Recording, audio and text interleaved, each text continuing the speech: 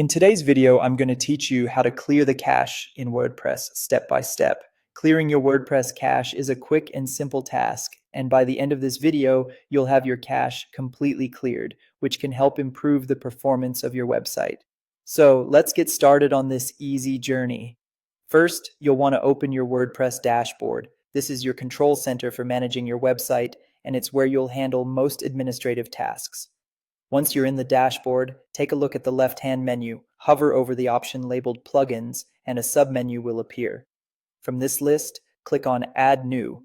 This will take you to the Plugins page where you can browse and install different tools to enhance your website's functionality. Next, you'll see a search bar in the upper right corner of the page. Click on this bar and type in WP Fastest Cache. It's one of the most popular cache management plugins available, known for its efficiency and ease of use. Once you've typed in the name, the plugin will appear in your search results. Look for the Install Now button next to the WP Fastest Cache plugin and give it a click.